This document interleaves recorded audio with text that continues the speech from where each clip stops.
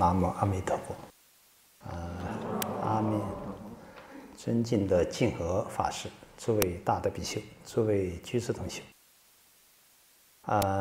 现在是农历7月份，这地藏菩萨的圣诞日也即将来临，所以各个寺院都有安排打地藏七。有这个因缘，柏克莱寺的两续大众也希望本人就《地藏菩萨本愿经》给大家做一个交流。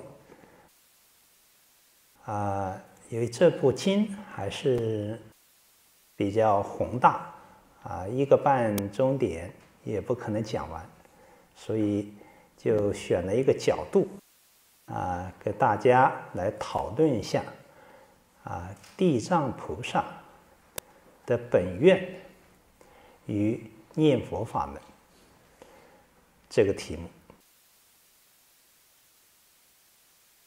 So, Dharma Master Jinghe and all fellow Dharma Masters, and all fellow Dharma friends, Amitabha.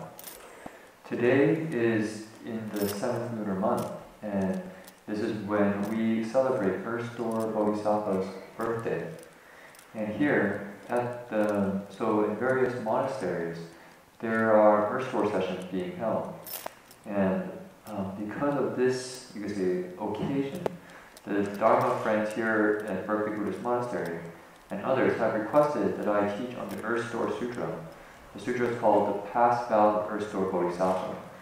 And to explain the sutra for everyone, because it's Earth Door Bodhisattva's birthday.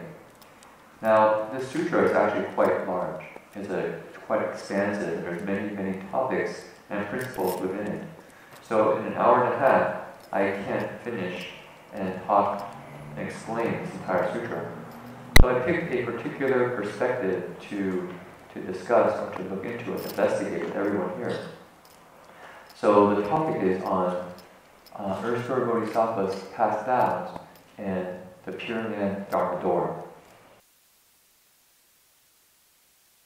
地藏菩萨本愿经有13品，整个的经文的架构非常的富丽辉煌，是佛门的一部孝经，乃是释迦牟尼佛为报母亲之恩就是摩耶夫人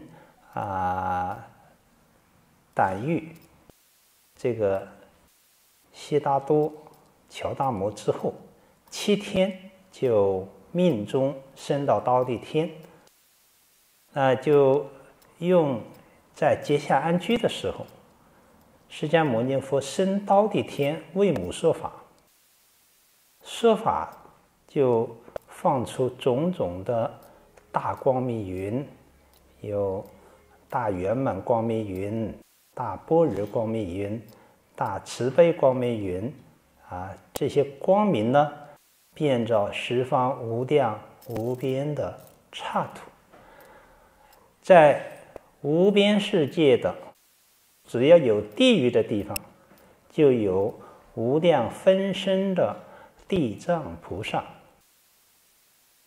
接受了这束光的感召，都云集在那忉利会上，乃至地藏菩萨无量劫以来所度脱、所教化的这些众生也纷纷前来，数量无量无边、不可思议的这样的数量，文殊菩萨以他的智慧都算不过来。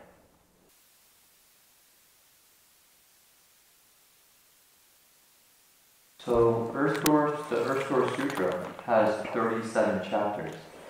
And if you look at the overall structure of the sutra, this sutra is, you could say, very, very complete. It's got very many principles within it. In the Buddhist tradition, this sutra is considered a sutra that discusses filiality, which is repaying parents' kindness.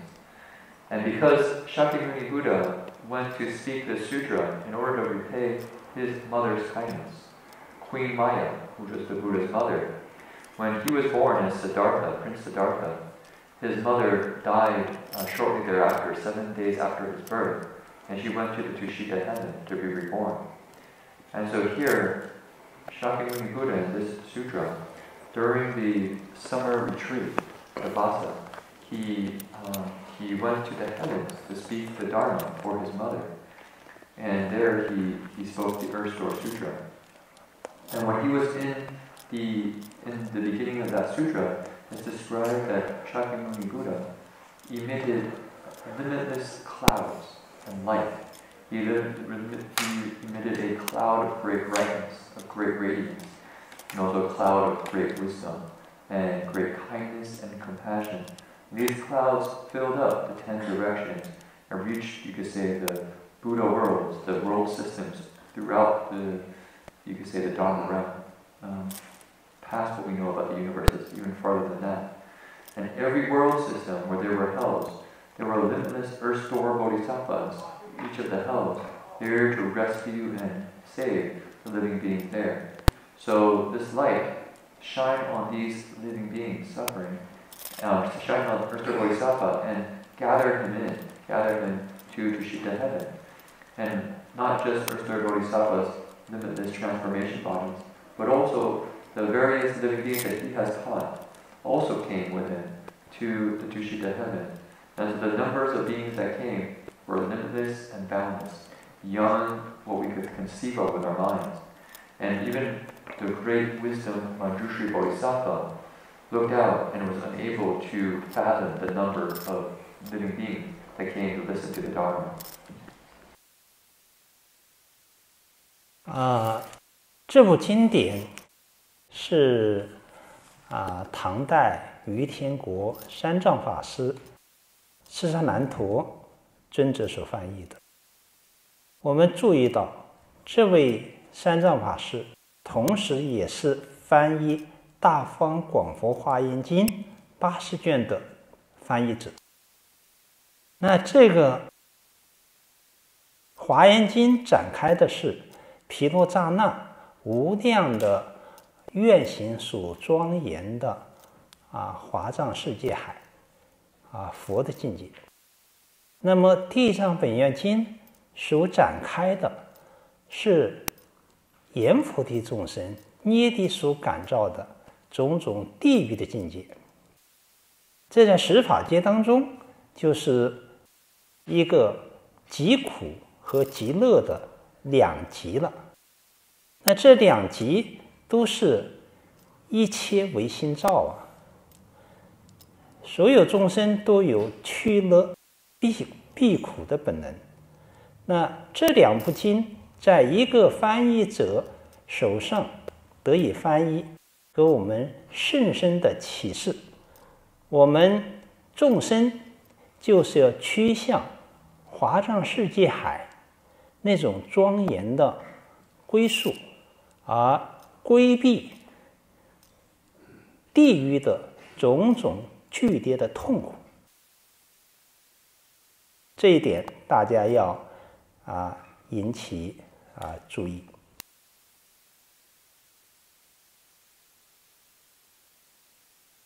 So this sutra was translated in the Tang Dynasty by a Tripitaka master named Shikshananda, Venerable Shikshananda.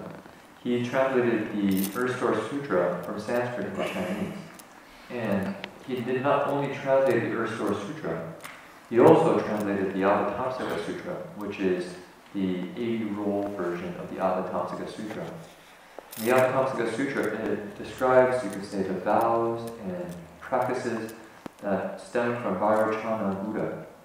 And it manifests the great oceanic Avatamsaka wisdom state, this kind of boundless state, the Avatamsaka Sutra.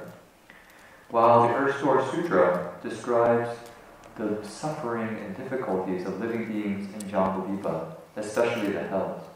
the suffering that goes on in the hells.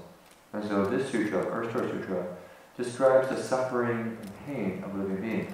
Or the Avatamsaka Sutra, you could say, describes the happiness and expansiveness of the Avatamsaka world. So in the Dharma, in Buddhism, we say everything comes from mind. Every living being has the potential to create suffering or to create joy and happiness. So here, living beings can go to the Avatamsaka, the wisdom of the Avatamsaka Sutra, that oceanic vision, that oceanic state, and leave the sufferings of the hells. So this is something we want to really pay close attention to, is how to leave the suffering and go towards happiness. 地藏菩萨在佛门当中称为大愿王，乃是他这个无量不可思议阿僧祇劫以来，曾经发过百千万亿个次的大愿。由这个大愿所引导的无量的悲心度众生的大恨，那也是动经无量劫。所以地藏菩萨正实地接位以来的这种时间，也是无量不可思议的结束。不仅在无量的地狱，只要有地狱的地方，地藏菩萨都有化身，乃至在六道，在人道也以种种的化身来济度众生。譬如我们中国大陆的九华山，就是地藏菩萨应化的一个地方，是唐代新罗国的一个王子金敲觉的一个示现。So Earthstar Bodhisattva is also, you could say, has an epithet, has a name that we describe as the king of great vows, king of great vows, because the vows that he's made are limitless and boundless.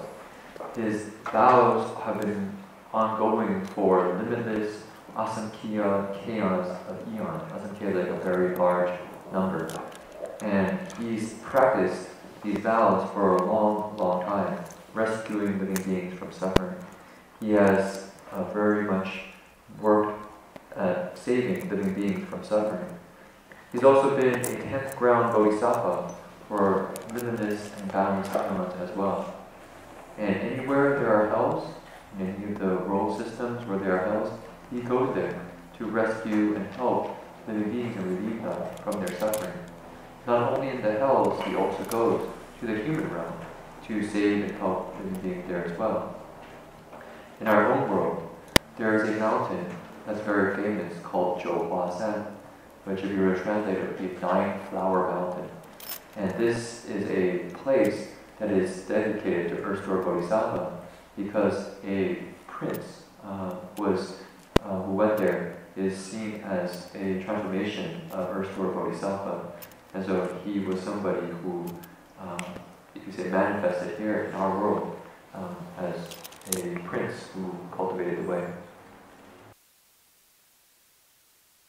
那从心性理上来说，地藏菩萨是表达着一切众生心力当中所含藏的本具的那种孝道和悲心。所以这个地可以理解为大地，荷载一切，养育一切，可以理解为我们的心地我们心地的这种大方广如来藏性，含藏着无量的信德。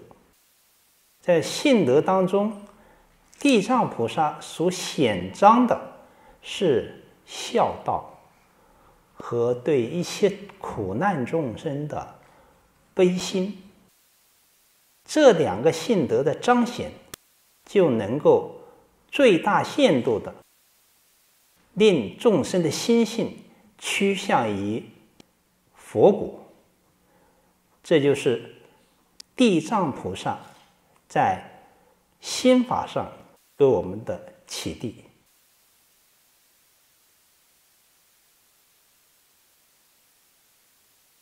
So how 信心 is faith and belief? Is it belief? I see. 心性your nature.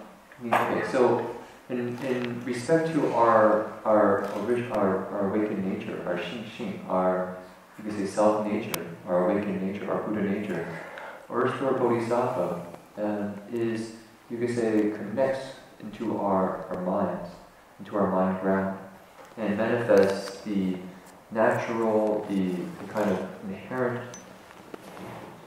filiality, the inherent empathy and compassion that's in our hearts. He is like the great earth that supports all. So he is one who is connected to our mind ground, this expansive, boundless heart that is able to be like a storehouse, a treasury, where we can have various virtues and treasures within it. One of these treasures that we have naturally in our nature is that of filiality, and as well as a compassionate heart to rescue living beings from suffering.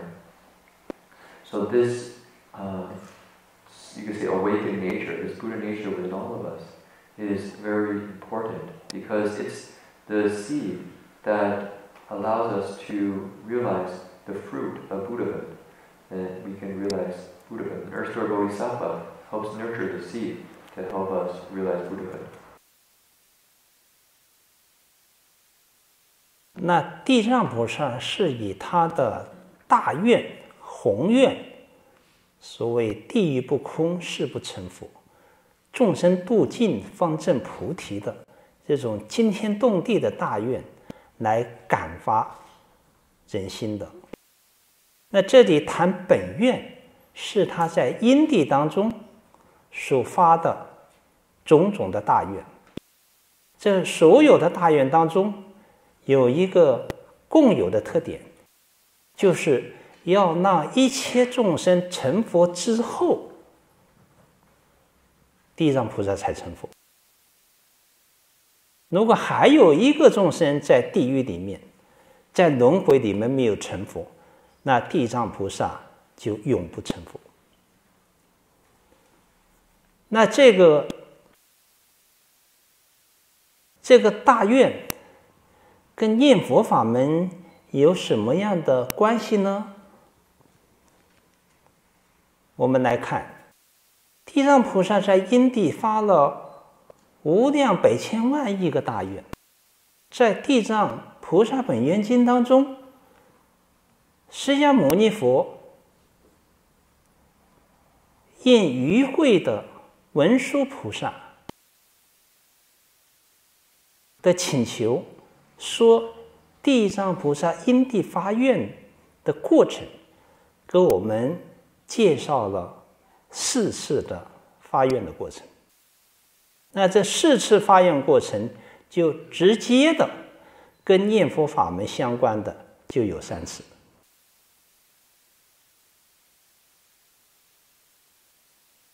So Earth-Store Bodhisattva is one of great vows. And he's made this vow, it's often quoted, it says, if the hells are not empty, I will not become a Buddha. If living beings are not all rescued, then I will not realize Bodhi. And so Earth-Store Bodhisattva has made this vast vow so that he will wait for all living beings to first become Buddhas, and then he will become a Buddha only afterwards. So he, in his past, and you could say the causal ground where he was planting seeds, that now he's reaping the fruit. He made original vows of this kind, these great vows to rescue all living beings and go in last and realize Buddhahood. If there's any living being at all that are suffering in the hells, he will not realize Buddhahood. So what does Earth-Store Bodhisattva's vows have to do with reciting the Buddha's name. The Erstwhile Bodhisattva has made millions, trillions, billions, you could say, limitless vows. And in the Erstwhile Sutra, Shakyamuni Buddha explains to Manjushri Bodhisattva about the various times that Erstwhile Bodhisattva has made vows. He told 4 stories about Erstwhile Bodhisattva making vows to Manjushri Bodhisattva. And in this sutra, 3 times it has a direct relationship with reciting the Buddha's name. 好，我们先回顾地藏菩萨第一次发愿的过程，乃是在往昔无量阿僧祇劫以前，有一位长者子，他那个时代有一尊佛出心于世，佛号为狮子奋训具足万恨如来。这位长者子是看到这尊佛相好庄严，叫千福庄严呢。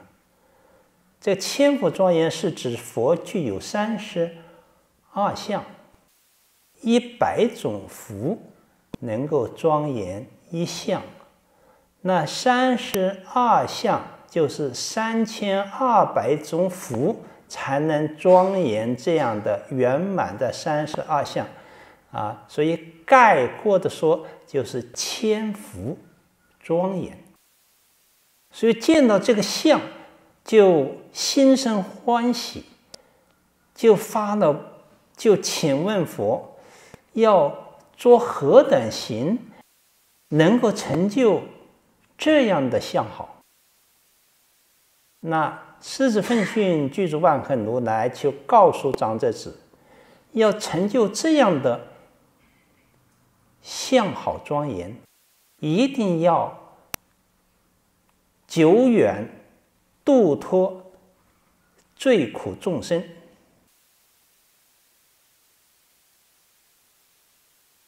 于是长者子由此升起了菩提大愿，就发愿从现在开始，至未来际不可思议劫，要令6道罪苦众生都得解脱，我方成佛。念佛法门有4种，一种是实相念佛，那是类似于宗门下念自性天真佛了；一种是观想念佛，是观想佛的净土的庄严；一种是持名念佛，支持佛的万德洪名；还有一种是观相念佛，观佛的相好庄严。所以这第一次这个身为长者子的这个就是地藏菩萨因地呀，他的发菩提大愿就是以观相念佛切入所发的菩提大愿。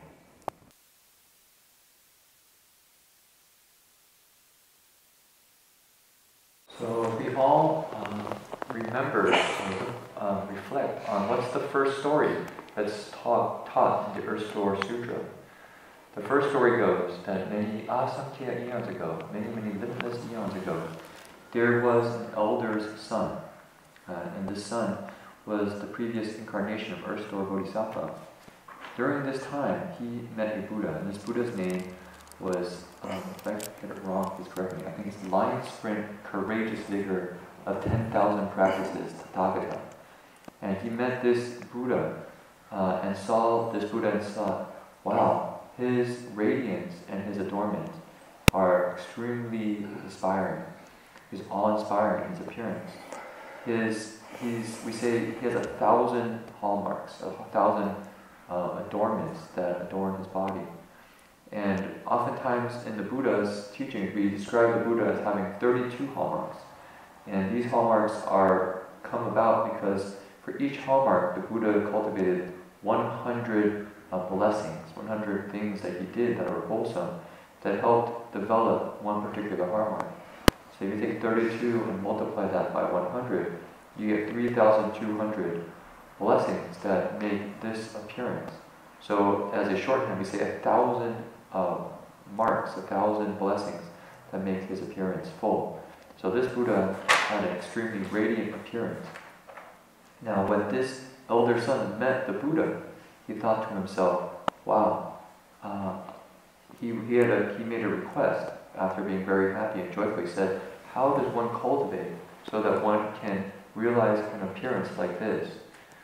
Now, the Buddha's response to him was that if you would like to realize and also have this kind of appearance, you need to save and rescue living beings for a long time. And he said this to the elder son. And after the elder son heard this, he made the vow for enlightenment, to wake up. And he said, from now on, until the end of future eons, I will save, rescue living beings in all the 6 realms. And until they all become Buddhas, I won't become a Buddha. Only after they all become Buddhas will I become a Buddha.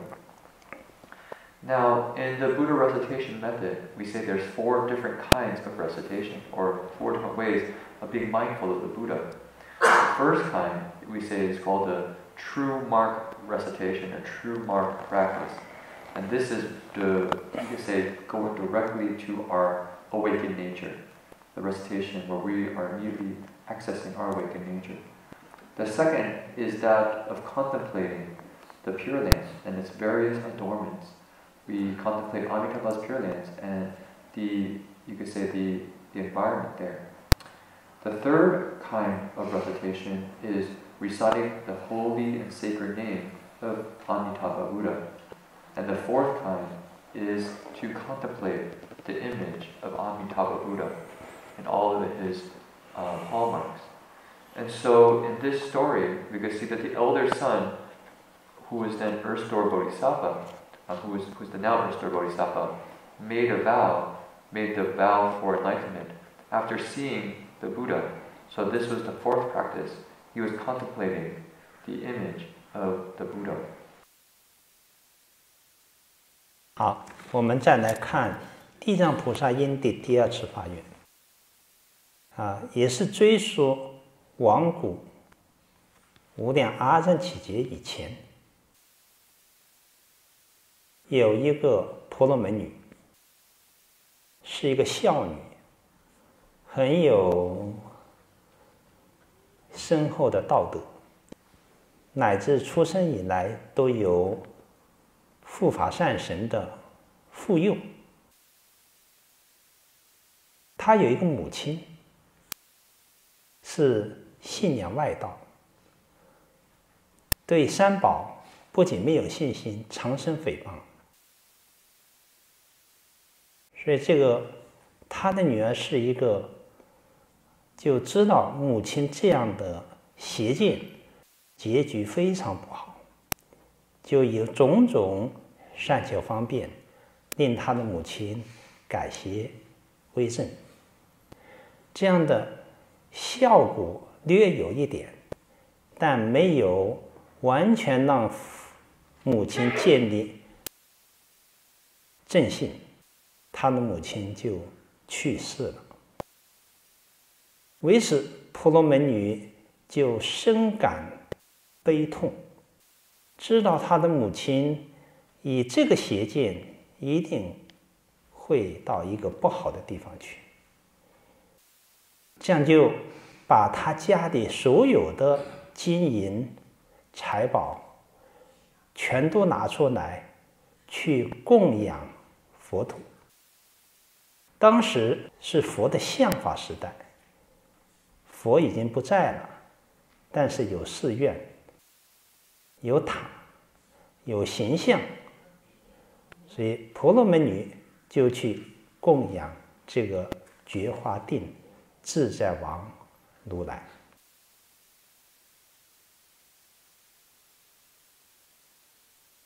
So as for the second story of Erstore Bodhisattva making his past vows, also happened limitless asankheya eons ago.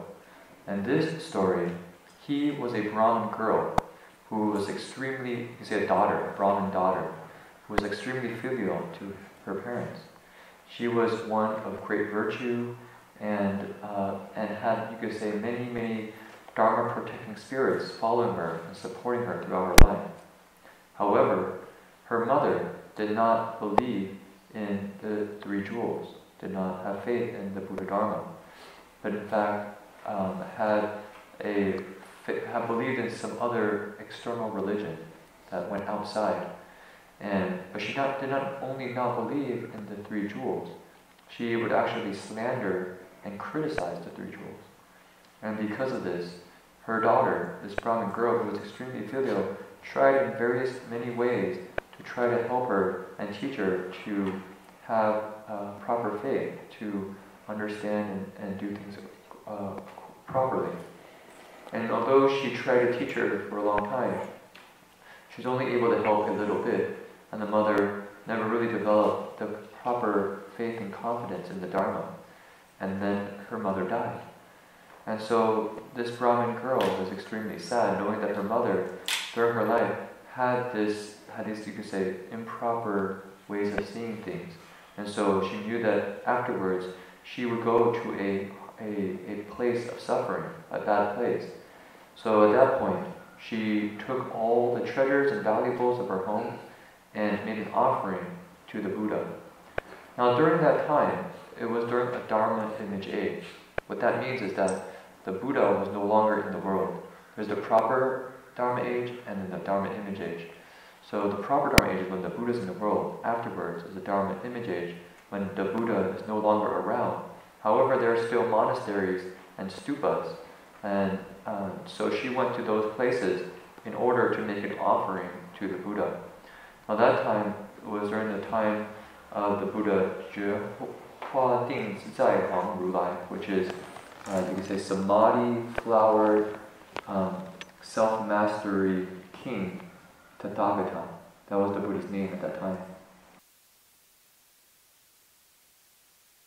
婆罗门女在觉华定自在王如来的形象前，是非常的悲痛的垂泪呀，向佛默默的祈求。如果佛在世的时候，我可以向佛请问我的母亲死后生到何处？然而佛却灭度了，我向谁去问呢？就内心表达到一种极为绝望的心情，也就是这个孝女的一念至诚属感，就出现了不可思议的感应了。当下就听到虚空当中一种声音发出来，告诉婆罗门女，这个你的这种孝心呢，超过一般的人的孝心。我就是你所供养瞻礼的觉华定智者王如来。如果你要知道你母亲的去处，就赶紧供养完后返回自己的家，来念我的名号，你就能知道母亲属生何处了。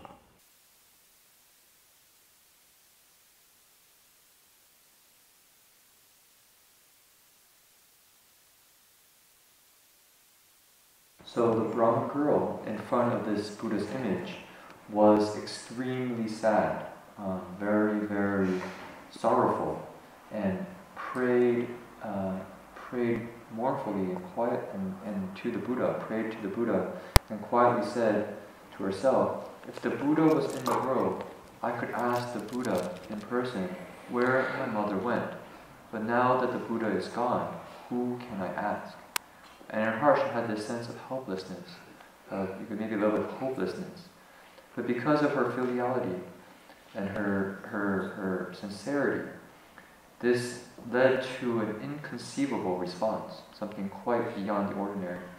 And she heard in space a sound, a voice, and in this voice it was said to her, Brahmin girl, your filial heart towards your parents, towards your mother, far surpasses that of regular, ordinary living beings. In fact, I am just that Buddha that you are making offerings to. If you would like to know where your mother has gone, after you finish making your offerings here, return home and recite my name sincerely, and then you will know where your mother has gone. 为此，婆罗门女赶紧回家，为了忆念母亲故，就专门来念觉华定自在王如来的名号。这样念了一日一夜，就得念佛昧了。具体的表现就是他就到了地狱，一望无际的大海，种种铁质的这种野兽追逐着泥海里面的地狱的众生，情形非常的恐怖阴森。但这位婆罗门女由于念佛力故，自然的没有恐惧。当下无毒鬼王前来迎接他，称他为圣女，知道这个地方要么就是地狱的众生自然随孽牵引来受苦的，要么只有圣人才能到达的。由此可见，婆罗门女由念佛三昧故，就已经获得了无生法忍。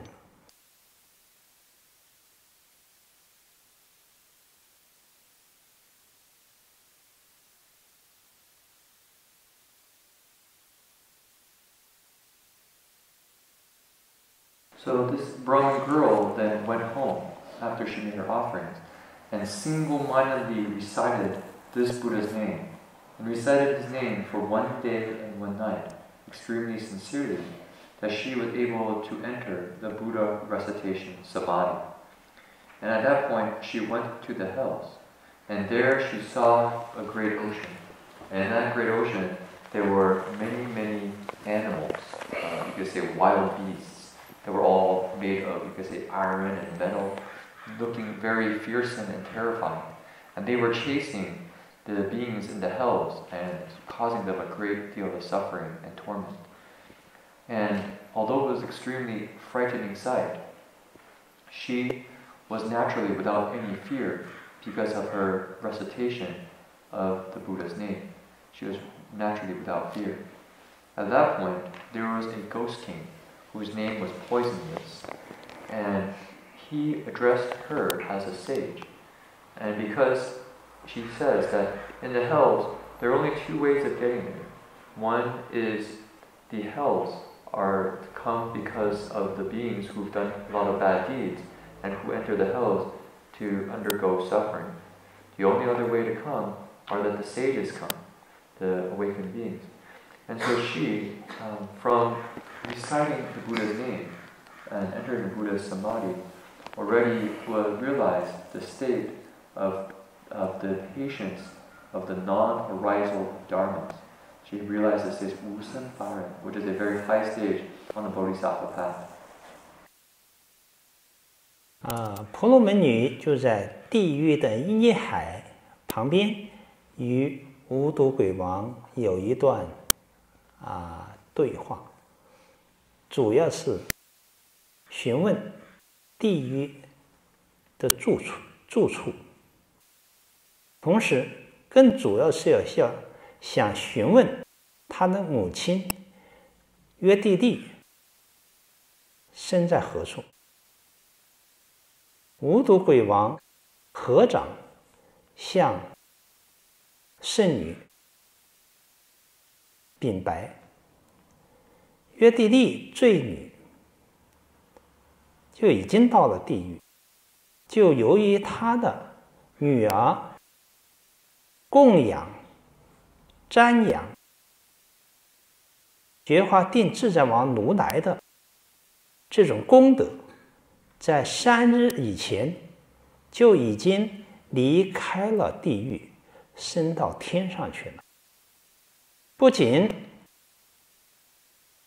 他的母亲升到天上，乃至跟他母亲在一起的地狱众生一同离开了地狱，升到了天上。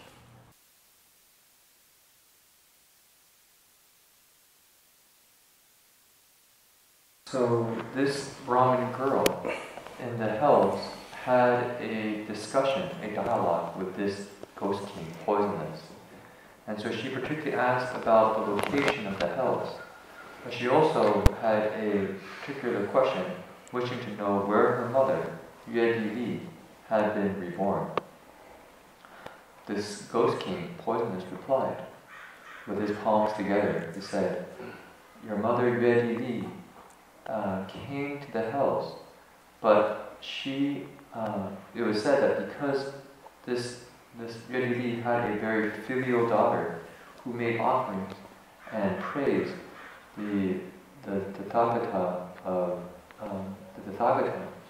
that was before, and also his merit and virtue, praised him and his merit and virtue, that 3 days ago she already left suffering behind. She had left the hells and went to the heavens. And not just her, but in fact all the beings with her together, who were accompanying her, also went to the heavens together. They all left the hells. 当婆罗门女知道母亲已经解脱的地狱苦难的时候，心情是何等的欣慰，就好像做这个梦就醒过来了，寻如梦归。通过到地狱的这个经历，这位婆罗门女才发现了一个事情的真相。不仅自己这一世的父母在地狱里面，乃至地狱众生当中有着自己多生多劫的无量的父母，所以他由这一世对母亲的纯孝，来扩展到了对一切母亲的这种孝心。于是他就在觉华定自在王如来向前发了弘誓大愿，从今以后要将三恶道的众生，尤其地狱众生度尽之后，我才成佛。从这个第2世的发愿过程当中，这个地藏菩萨因地直接就从持名念佛当中证到了圣位。这种从念佛法门得到的利益，就贯穿着他无量亿劫的这种修因度众生的全过程。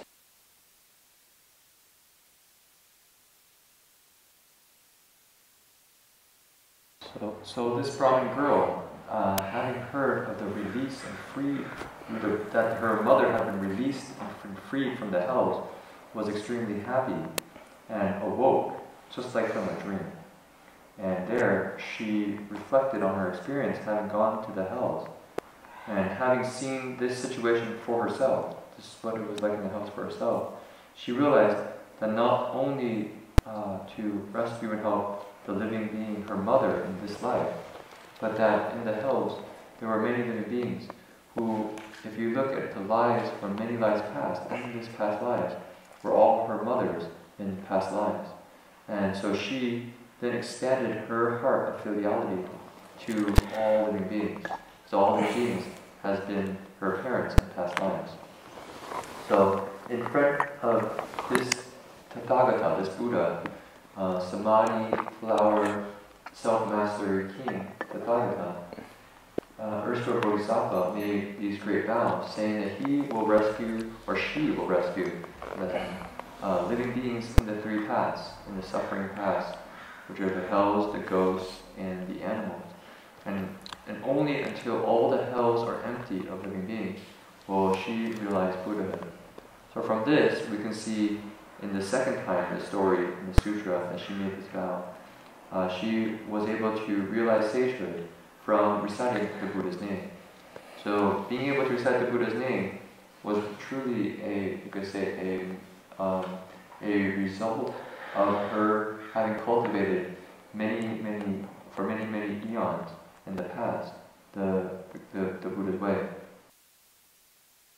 那第三次发愿是地藏菩萨作为一个小国王，与邻国的一位国王共同面对着自己国家的众生造作10不善业，来商量怎么样度众生的方法。那这2个国王，一个国王发愿先成佛再度众生，这就是邻国的国王，由于他发愿先成佛再度众生，这个发愿的国王已经成佛了。那另一个小国王发愿是要让这些恶业众生全都成佛之后，我才成佛。那发这个愿的国王就是地藏菩萨。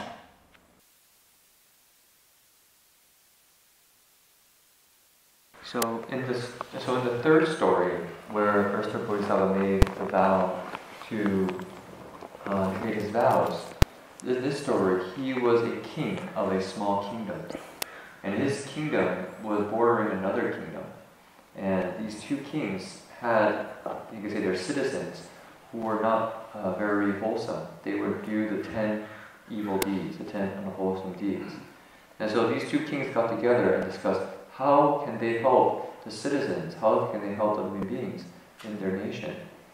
And so the first king, which was the neighboring kingdom's king, he said that he will first realize Buddhahood and then be able to rescue all living beings. So this king has already become a Buddha. Now the other king, he made the vow that until all the evil living beings, all of them transform themselves to becoming Buddhas, then only after that will he himself become a Buddha. Now this second king is the present erstwhile Bodhisattva. 好，我们再回顾地藏菩萨因地第4次发愿，就直接跟念佛法门相关了，乃是在无量不可思议的结束之前，有一位叫光目女啊，她也是生在佛的相法时期，亲近莲目如来。在他那个时代，有一位阿罗汉来福度众生，就是为众生种点福田，让众生来布施。所以这个光目女的母亲命中了，光目女就来供养这位阿罗汉，供养饭食。阿罗汉就问你有什么样的愿情？光目女说：“我想知道我母亲的去处。”于是这位阿罗汉就入定观察，发现他的母亲堕到地狱里面了，受极大的痛苦，就问光目女：你的母亲生前做了什么样的行业，现在已经在恶道里面受苦了？光目女说：我的母亲就是喜欢吃鱼鳖，尤其是鱼鳖的那个籽啊，鱼籽或者炒或者煮或者蒸，所以伤害了无数的众生，而且对三宝还有毁骂。那这个阿罗汉一听啊，这样的业因一定会有这样的恶果。那光目女知道自己母亲这么样的不好，就问有什么方法可以救度她的母亲。这个阿罗汉就给她提供了一个救度的方法。So now let us remember the fourth story in the sutra. This fourth story has a direct relationship with reciting or being mindful of the Buddha. So again, limitless asankya eons ago, there was a girl named Bright Eyes.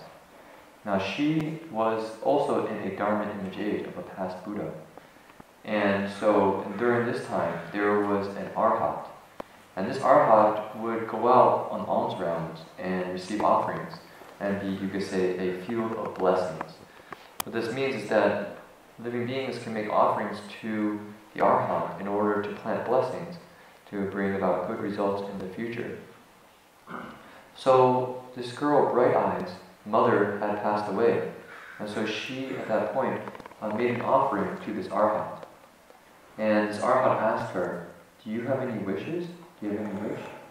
Bright Eyes responded, I would like to know where my mother is now. She had just passed away. So this arhat then entered samadhi and then went to see where this girl's mom had went. And he saw that she was suffering in the hells, undergoing limitless pain and suffering. And so this arhat then asked Bright Eyes, what did your mother do in the past that caused her to now undergo suffering in the hells and go through limitless pain and hardship?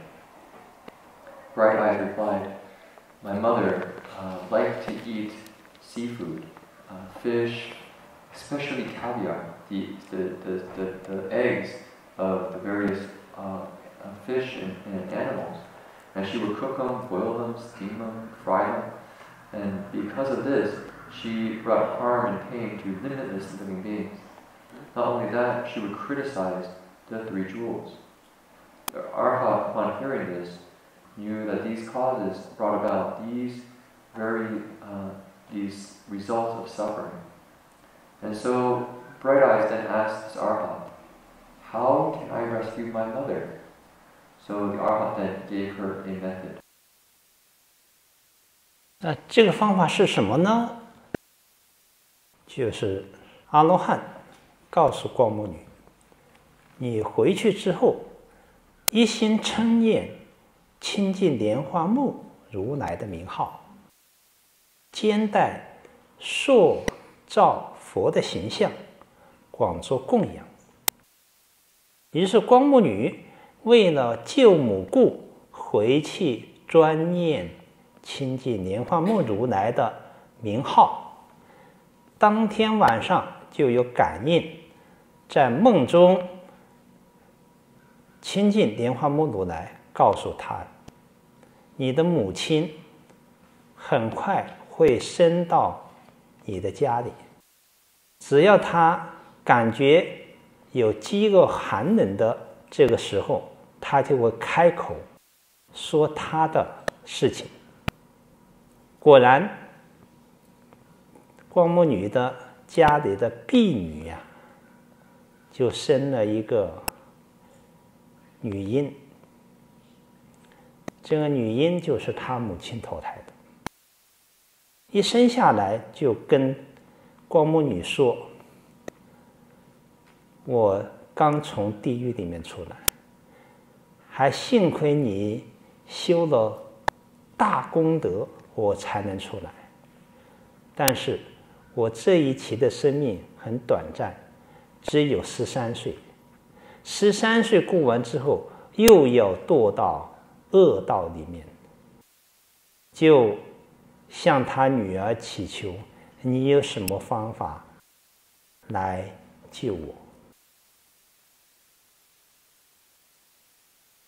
So, what method did this arhat teach bright eyes, this girl with bright eyes?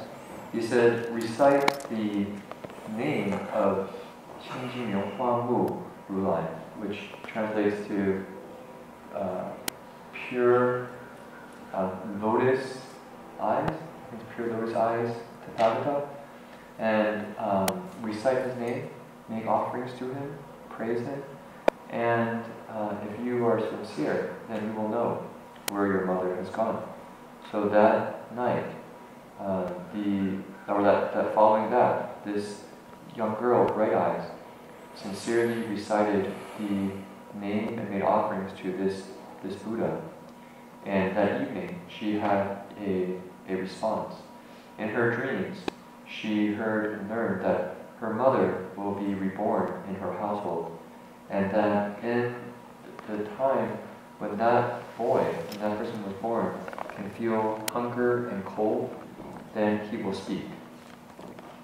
So the next day, the servant girl of the household gave birth to a boy, and immediately thereafter, he could speak and spoke to Bright Eyes and said, I just came from the hells. I am your mother from the past. And I was very fortunate that you were able to cultivate great merit and virtue and rescue me from the hells. However, my lifespan still is going to be only 13 years in this world. And after these 13 years, I will then have to go back to the hells. I request, I sincerely, earnestly seek your help and rescue. Can you save me from the suffering? 光目女是一介凡夫，自然她自己没有能力救她的母亲的地狱之苦，所以她就转而向佛祈求，就悲痛地向虚空祈求了，祈求佛能够让他的母亲离开下贱之身，离开女人之身，得到究竟的安乐。为此，他就在亲近莲花目如来的像前发了至诚大愿：如果能够让我母亲离开这样的下贱和恶道之苦，我愿尽未来际不可思议的劫数，来度脱无量无边的地狱的众生。等到一切地狱的众生完全度尽，我方成佛。这个愿是惊天动地的，这个愿一发起来，就马上就有效果了。马上虚空当中，佛的音声告诉他：由于你为母亲所发的弘誓大愿故，你的母亲13岁去世之后，将会升到梵志家，那就是富贵尊贵之家了，能够活100岁。100岁之后，就能升到无忧的净土，升到佛国，在那里可以成佛，能够度无量无边的众生。所以你看这个愿一发起来，虽然还没有付诸行动，马上就能改变他母亲的悲惨的命运。可见众生的愿力不可思议，心力不可思议，佛的慈悲加持力不可思议，整个的念佛法门的感应道交是大不可思议。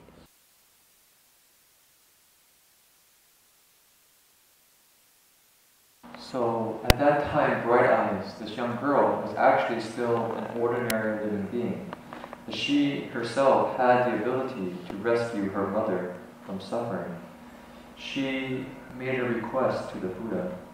In a very sad and sorrowful voice, she cried out to empty space and said, the Buddha, can you please save my mother from the 3 realms of suffering, so that she can never have to be reborn in the 3 realms of suffering, never again have to be in a woman's body, and be able to realize the ultimate happiness. And she then said, the Buddha will hear my vows. If she can leave the suffering, the 3 will pass forever. I will for limitless eons and rescue living beings from suffering in the hells. And only until all living beings have been rescued will I myself become a Buddha. Now this vow of hers moved heaven and earth, and it had an immediate result. The Buddha then said to her, you have now made this vow, and your mother now which has affected your mother's destiny. She, when she dies, will actually be reborn in a wealthy and rich household and live 100 years. And after that, she will be reborn in the Pure Land. And there, she will realize Buddhahood and rescue limitless living beings. So you see how powerful a vow is, that she has not even realized the vow, but upon making this vow sincerely, this can immediately change the future, or the set path of her mother, who is going to undergo more suffering. So this mind powers the power of vow, and the Buddha's great compassionate light and support, compassionate strength, are all inconceivable. And so this method of reciting the be mindful of the Buddha is truly inconceivable practice. 从世地藏菩萨因力的发源，我们可以清晰的看到，有30直接跟念佛法门相关，尤其第2支念觉定智障如来得念佛善类，以及做光女念清净莲花目如来得到那种圣道的感应和利益。那地藏菩萨因愿竟然念佛法门是这样关联甚密，也就意味说，地藏菩萨真是念佛法门的奥妙。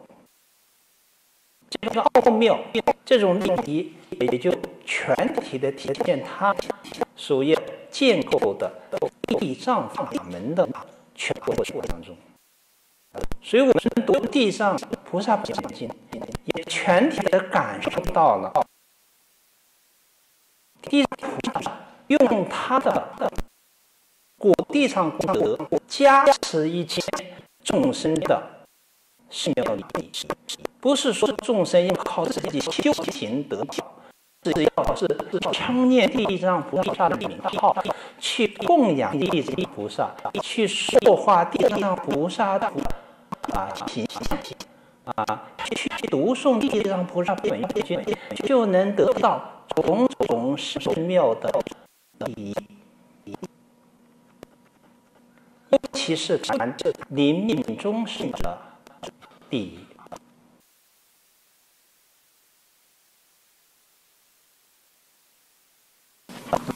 So we can see in this Sutra that 3 times the story has relationships with reciting, being mindful of Buddha, especially the second and the third time discussed. Both times, one was the who was able to recite and enter the Buddha Buddha resting samadhi. The other was bright eyes, his daughter, who was able to also recite the Buddha's name and have an inconceivable response. So, on the causal ground of Erster Bodhisattva's vows, we can see it has a very close relationship with being mindful of the Buddha. In fact, Erster Bodhisattva and this sutra, in a way, is manifesting the wonderful and the power of reciting the Buddha's name. So here, when we cultivate the Erster Bodhisattva's Dharma practice, we can really feel the Erster Bodhisattva's support after he has actually you could say, become now the Erster Bodhisattva. And we do not just rely on our own strength, our own abilities, but in fact, when we can recite Erster Bodhisattva's name, make offerings to him, make images, recite the sutras, it is said that we can receive limitless, boundless blessings and goodness. And this is especially true at the time of death. 对众生临命终时的关注，这是《地藏菩萨本愿经》非常值得我们注意的一点。它建立在一个基本前提，在佛菩萨眼里，言佛替众生，举心动念，无不是恶，无不是罪。那这样的一种情形，决定了他在临命终时是有非常巨大的困难，以及他要堕到三恶道的结局。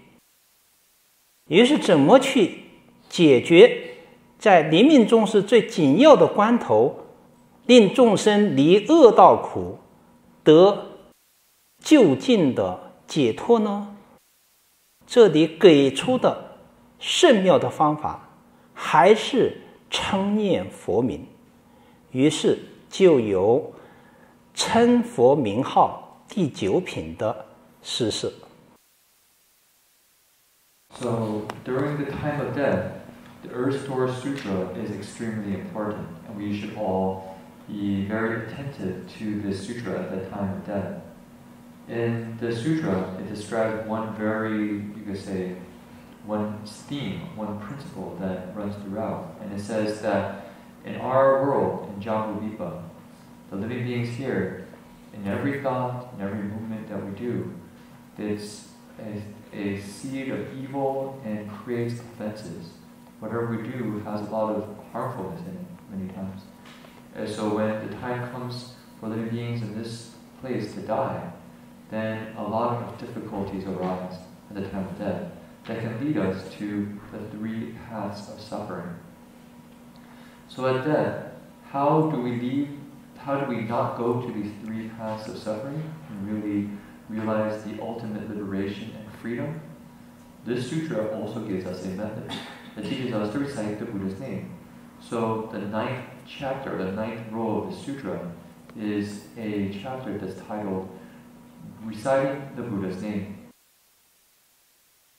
尤其临命终时，无量劫以来的冤亲债主、邪神恶鬼，会变化成他的父母和6亲眷属，来诱惑、牵引这个病人到三恶道里面去。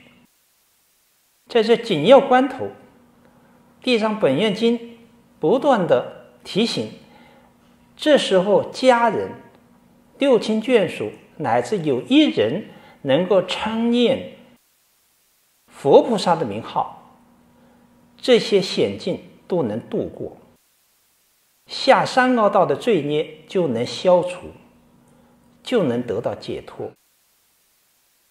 所以这一点，地藏菩萨在无量劫以来是限量亲证称念佛号的功德，所以就特别为了利益广大众生来宣说佛的名号，从无边身如来到大通山王如来、山王佛、通月佛等等他称念介绍这些佛的名号，就是要让所有的众生临命终时一定要称念佛号，这就建立了临终助念的一个宗教的依据。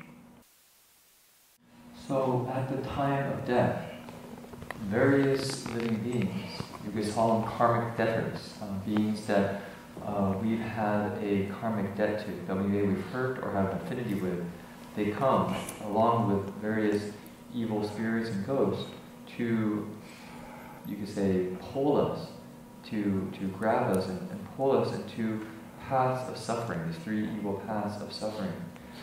And they manifest as what? They take on the appearance of maybe our parents or our close relatives, and because they're trying to fool the dying person to join them into these three paths of suffering. Now, the sutra reminds us and teaches us that, well, at this time, what is most important is that among the relatives that are alive, if just one person can recite the Buddha's name or the Bodhisattva's names, then this dying person can get through this difficult experience safely, and also, you could say, resolve the bad karma that leads to the three evil paths, and attain liberation. So Earthstar Bodhisattva teaches about the merit and virtue of reciting the Buddha's name, and that this is a way of really becoming, that one can lead to liberation. The Buddhas listed in the sutra are quite many, and so if you refer to that chapter, there's Da Hong San Wang Ru Lai and many other names. And he teaches them to recite all these various names of the Buddhas so that they can realize liberation. So this lays the foundation for reciting the Buddha's name. 这个《地藏菩萨本愿经》是佛离涅盘的所说的一部经。在这个刀立会上，佛对地藏菩萨有一个殷重的辅足，就是释迦牟尼佛要涅盘了，这一期的应化度众生，该度的已经度了，有缘的众生已经度了7/10、8%了，但还剩下了1/12，业障深重，尚未度脱，所以就把这部众生殷勤嘱托给地藏菩萨，也就是自释迦牟尼佛涅盘之后，到弥勒菩萨成佛之前这段时间，6道罪苦众生都嘱托给地藏菩萨，是希望地藏菩萨对这些众生，哪怕他有一丝一毫的善行，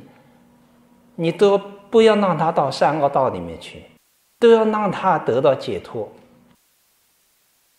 那这个嘱托已经是3次的殷勤嘱托，那地藏菩萨也有3次的庄严的承诺，希望佛不要担心，我一定会按照佛的指令去度罪苦众生。而且地藏菩萨一直在传达一个信息，无论是他发愿的全过程都有佛的加持，以及他有种种无量的化身，种种神妙的神通，种种智慧辩才，都是得佛的加持故才能获得的。所以就像华严经所说，十地菩萨地地不离念佛念僧，那地藏菩萨就是这方面榜样。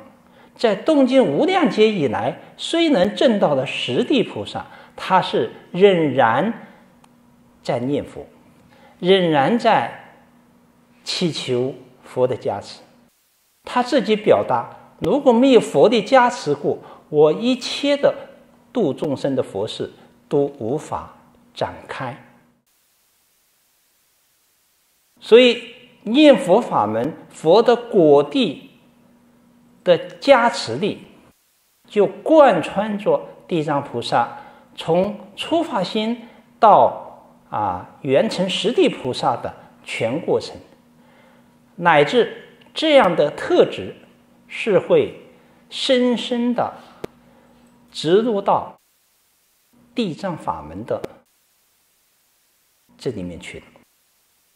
所以地藏法门、地藏菩萨本愿经跟念佛法门具有天然的因缘关联。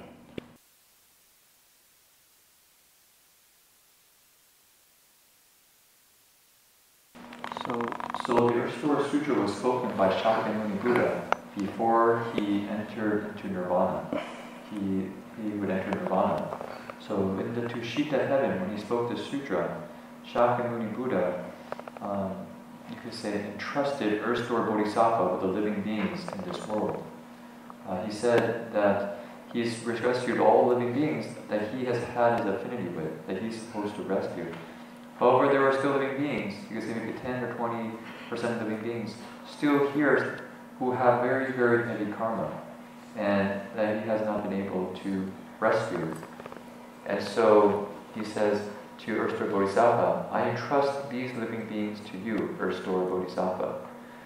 And until the time that Jigda Bodhisattva, or it's Maitreya Bodhisattva, becomes a Buddha, and he comes into this form of Buddha, in this period of time, I entrust all these living beings to you, Earth-Storer Bodhisattva. And I wish that if these living beings, if they're just to do one good deed, just one hair of goodness in them, don't let them fall into 3 evil paths.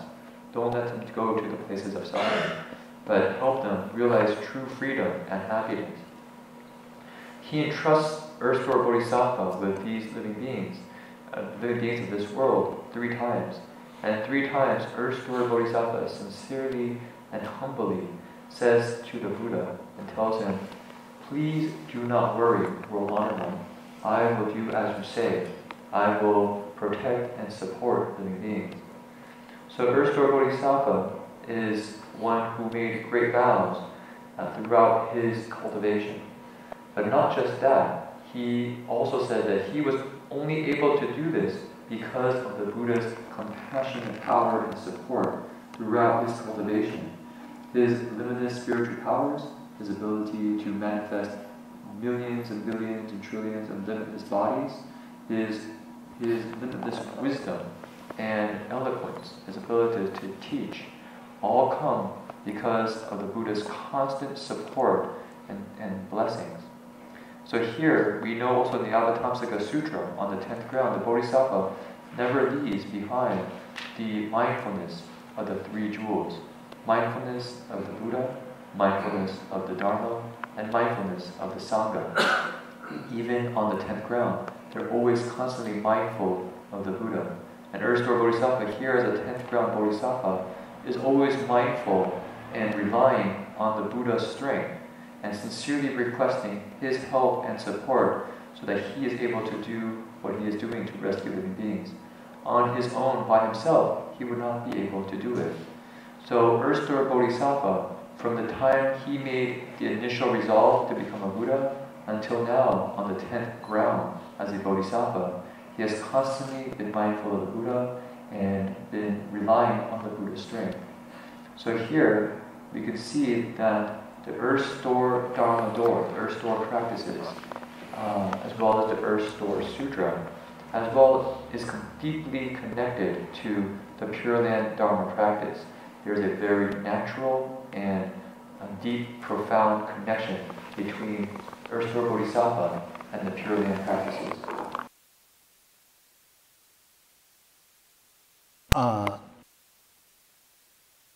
地藏本愿经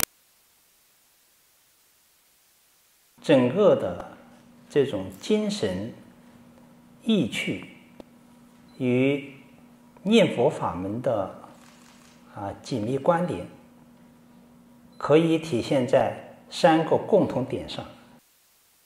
第一是孝道。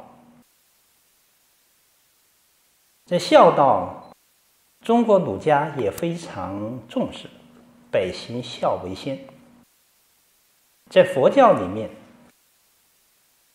它的孝更为深广，上升到一种本体的形而上的层面。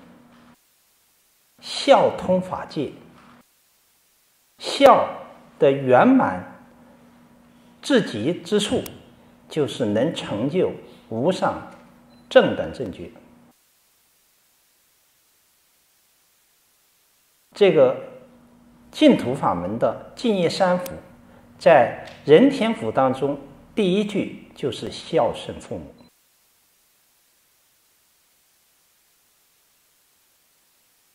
第二个就是发菩提心，这在净土法门属于大乘福，在地藏菩萨本愿经当中，始终贯穿着发菩提心的内容，这也是大乘圆等佛法的先决前提。菩提心里面有般若的空慧，其中由这个空性升华出来的无缘大慈、同体大悲，这种对一切苦难众生的这种深刻的慈悲。所以在大乘佛法当中，一个菩萨他为什么会发菩提心？是由于有苦难的众生，就升起了他的慈悲心。由于有慈悲心，才生发出了菩提心，有菩提心，才引导他动尽无量劫的六度万恨的撼恼人苦的菩萨大恨，由这个六度万恨圆成无上正等正觉。所以一个有众生故，才有菩萨，才有佛。所以有苦难众生才有佛果，所以成佛的这些佛陀一定要报众生恩所以这个菩提心的这种深刻的内涵，是修行大乘佛法须臾不可忘失的。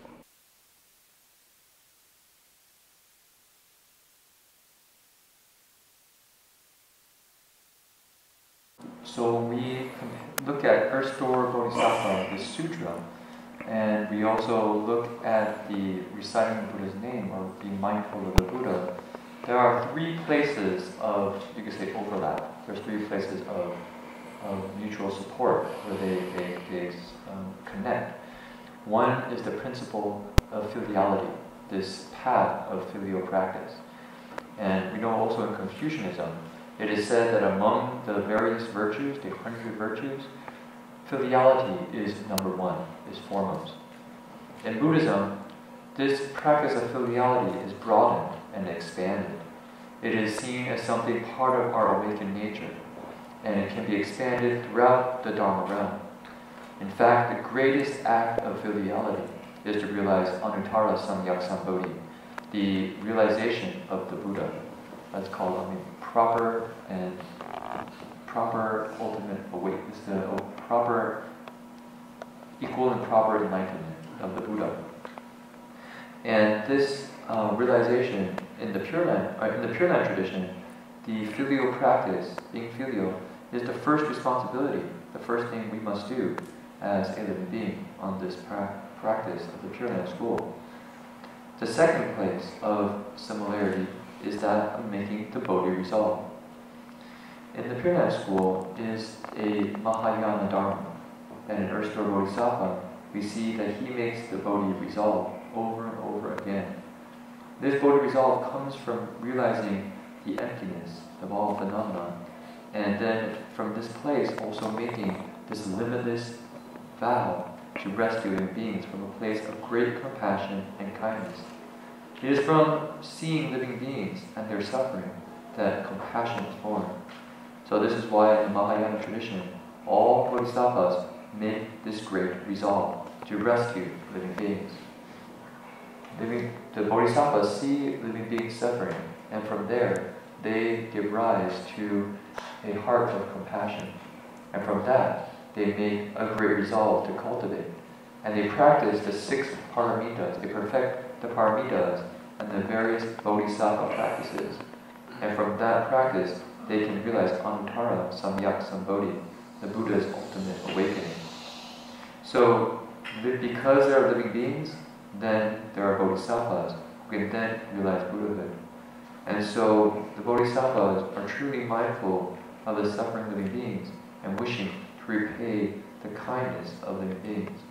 So, in our cultivation on the bodhisattva path, it does not leave at any moment the bodhi resolve.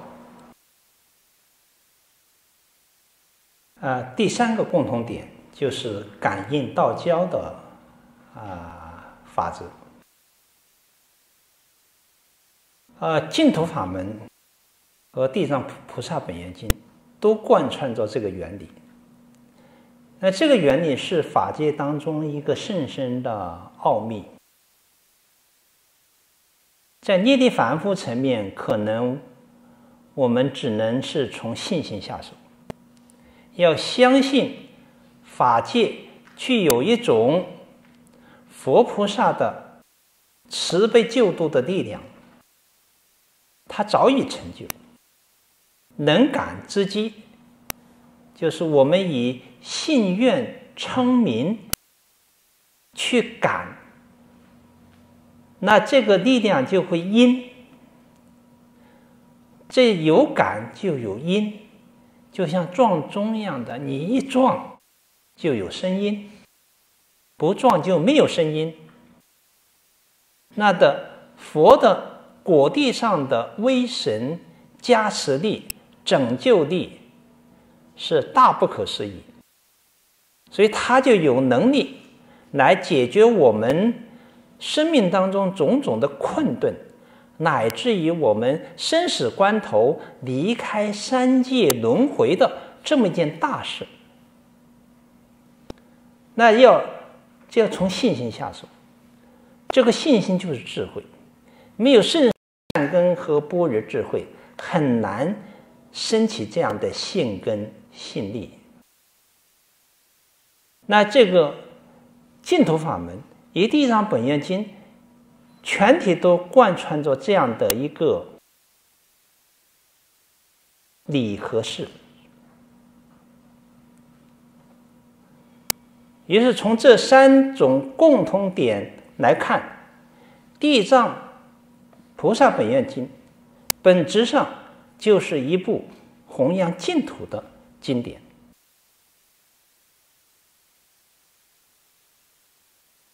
我们做如是的关照，我们做如是的切入，对我们现实的生命会逢凶化吉、遇难成祥，对我们终极的这种生死大事，会从感应之道当中打开一条一超直入如来地的光明坦途，一生就能够得到修行的莫大的利益。希望大家从这里下手。南无阿弥陀佛，谢谢大家。阿弥陀佛。